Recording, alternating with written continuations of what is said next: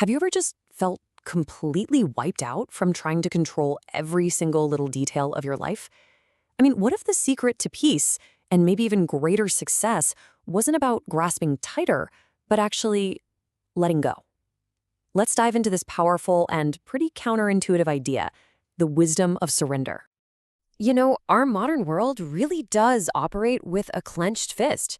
From our careers to our relationships, the culture just screams at us that success comes from striving, from engineering our destinies with this meticulous precision.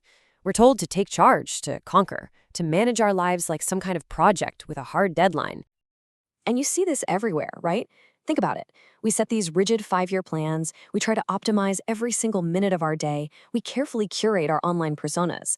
Even our language is filled with this idea of a battle. We have to seize the day, conquer our fears. The whole assumption is that life is this thing we have to wrestle into submission. But here's the crazy part. Anyone who's been around long enough knows the burnout that comes from this constant effort. We push and push against doors that just won't open, and we fight changes that we simply can't stop. And it leads to this huge irony, captured perfectly right here. The tighter we try to hold on, the more the actual juice of life just slips right through our fingers. So, what's the alternative?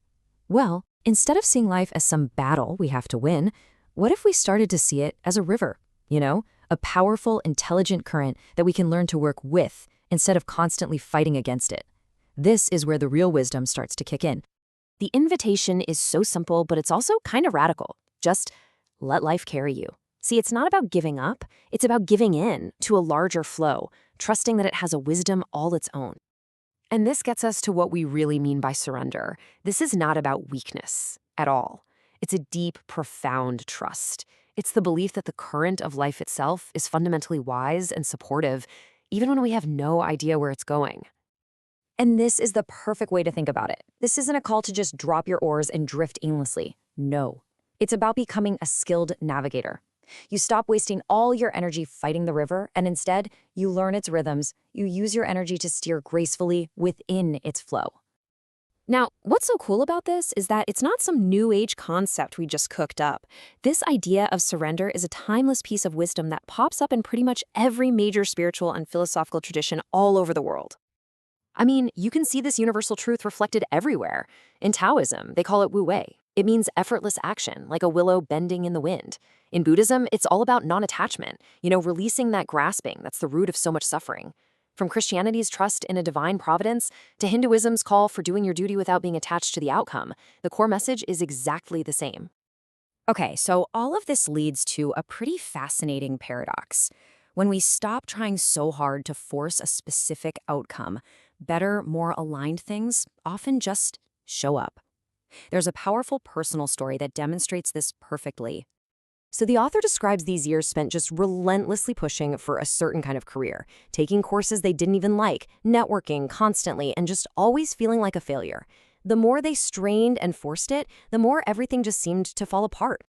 And then, the turning point. Totally burned out, completely despairing, they hit this moment of just complete release.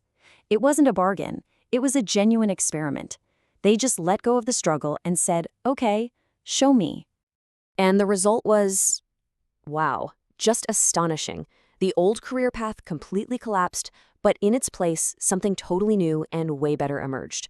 Work that felt like play, connections that just appeared without any effort. By getting out of their own way, they allowed life to guide them to a place they never, ever could have planned. Now, it is absolutely critical to understand this difference. Surrender is not resignation.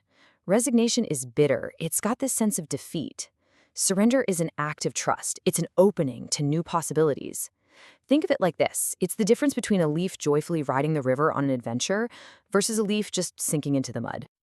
Okay, so this all sounds great in theory, right? But how do we actually practice it? Let's walk through 5 concrete steps you can take to start building this muscle of surrender in your own life. The practice starts small. First, just notice your breath and realize that life is literally breathing you.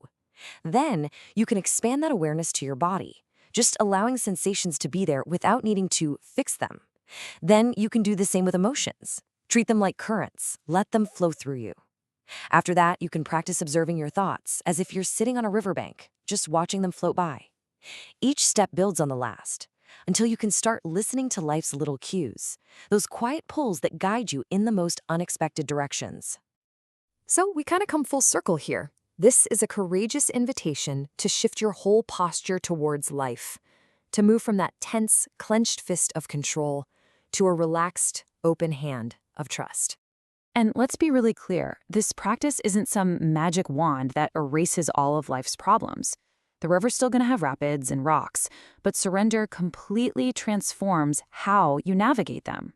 See, pain that we resist turns into suffering, but pain that we allow to flow through us, that becomes a teacher. And that brings us to the final and maybe the most important question.